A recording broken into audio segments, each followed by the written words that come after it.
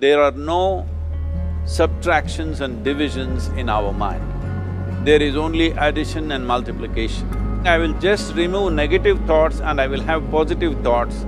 All the best, it's not going to work. It's just that you need to pay little attention as to how it functions. You will see there is a distinction between what is you and what you have gathered.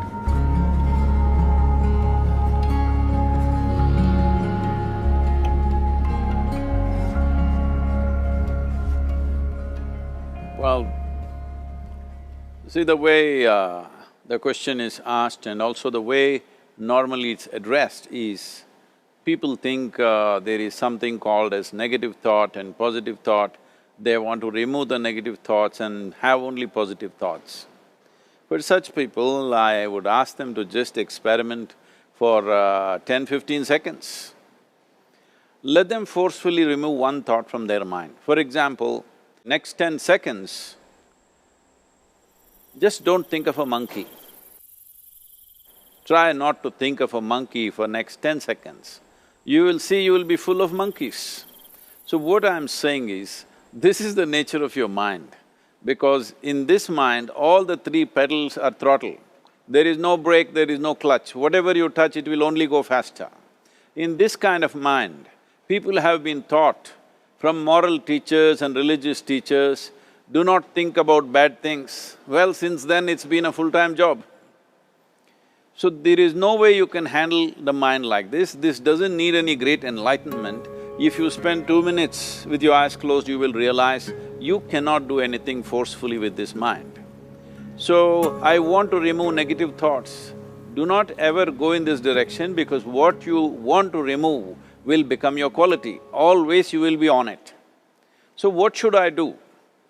The thing is this, without understanding the fundamental mechanism of this mind, because our mind, human mind, is the most sophisticated computer on the planet.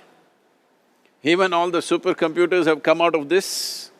When this is the case, is it not important that we understand the mechanics of how it functions? One simplistic aspect of how it functions is, there are no subtractions and divisions in our mind. There is only addition and multiplication. If you try to do something with it, it will say one more. If you try hard, it will multiply into many more.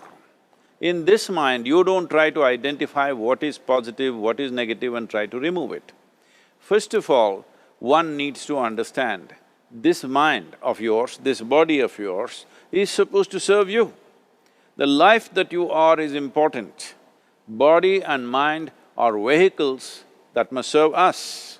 If you sit in a vehicle, it must go where you want to go. If it goes to its own destination, what is the point of such a vehicle? It's just a nuisance. Right now, most human beings are unfortunately experiencing this fantastic possibility of human mind as a nuisance, as a troublesome thing. Well, this is the most beautiful thing you have. It's just that you need to pay little attention as to how it functions. One simple thing is this. First and foremost process is, that's why we put out this process called Isha Kriya. This is to distance yourself from your physiological and psychological process.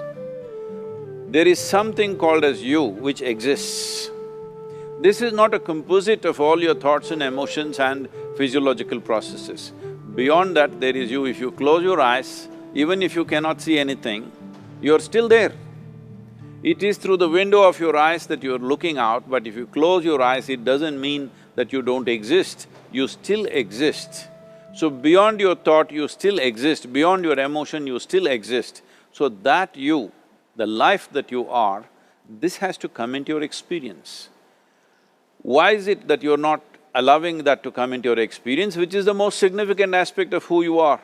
Who you are right now, the most significant aspect is, you and me are alive right now, this is it. What I'm thinking, what you're thinking is not the important thing. We are alive right now, that is the important thing. So, it is important that you focus on this fundamental sense of aliveness within you, and then you will see there is a natural distance between you and your thought process. Once there is a distance between your psychological process and your physiological process, this is the end of suffering. Because there are only two kinds of suffering that human beings go through, physical suffering and mental suffering. Once you create a little space between you and your mind, between you and your body, this is the end of suffering.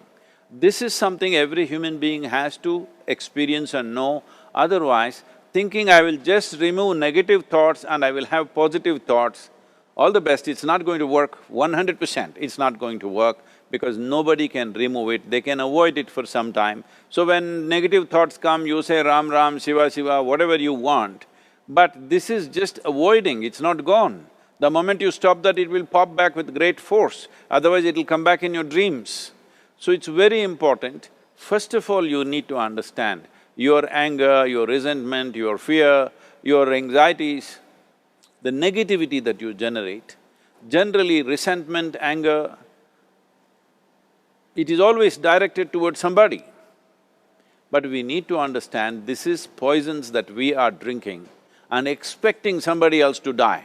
Fortunately, life doesn't work like that. If I drink poison, I die. If I drink poison, you don't die. So, we need to understand this. When I say poison, today you can have yourself chemically analyzed. Right now, what is your blood work, what it says? 5 minutes of intense anger, check your blood work and see, there will be lots of negative elements in it, literally you're poisoning yourself. So, do you want to poison yourself? Definitely not. Now the very question is coming from certain helplessness, what shall I do? Don't do anything, just sit back and just concern yourself with something which is a life process. Maybe your heartbeat, maybe your breath, maybe just a sensation of being alive. Depending upon how sensitive or how perceptive you are, accordingly, find something. It could be a sensation in the body, it could be breath, it could be heartbeat, it could be anything, something which indicates life to you. Just pay attention to that for some time. Slowly you will see there is a distinction between what is you and what you have gathered, which includes both your physiological and psychological possibility or mess, whatever you made out of it.